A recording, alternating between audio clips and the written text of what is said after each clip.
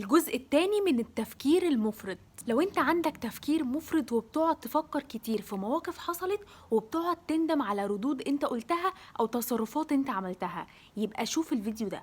لازم تفهم ان الكلام اللي انت بتقوله في وقت الموقف ده مش انت اللي بترد بيه، ده عقلك هو اللي بيدي إشارة للسانك إنه يرد رد معين. ساعتها ما ينفعش ترد برد غيره في وقت الموقف، يعني دي حاجة غير قابلة للتغيير، يعني ريح نفسك. طب يا نور، وعقلي ده بيديني رد على أي أساس؟ وليه أسمع كلامه؟ لأن عقلك بيديلك رد على حسب وعيك في وقت الموقف عامل إزاي ومستواه قد إيه، عالي ولا قليل. هو مش بيجيب حاجة من عنده.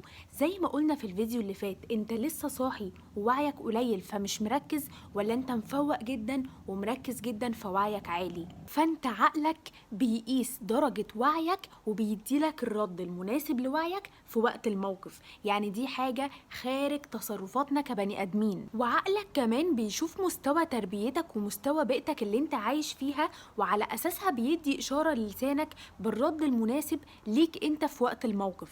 انت بقى بتعمل ايه؟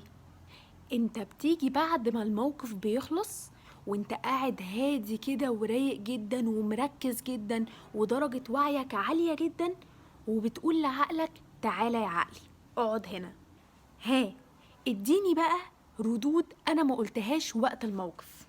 فعقلك هيقولك طب استنى قيس درجة وعيك قد ايه، فهيلاقيها عالية جدا لان انت مركز جدا بعد ما الموقف خلص، فاكيد هيجيب لك مليون رد مناسب لوعيك بتاع دلوقتي.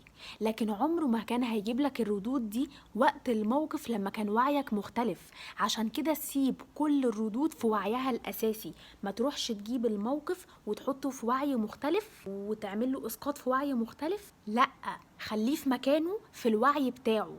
سبب برضو من أسباب التفكير المفرط إنك بتبقى عايز توصل للمثالية، يعني تتصرف صح في كل المواقف وتبقى مسيطر على كل تصرفاتك، وده هنحله مع بعض في الفيديو اللي جاي. لو لسه حاسس إن أنت عندك مشكلة في موضوع التفكير المفرط، ممكن تبعتلي على انستجرام كلمة سيشن وهقولك تفاصيل حجز السيشن إيه، أو لو عندك مشكلة في أي حاجة تانية.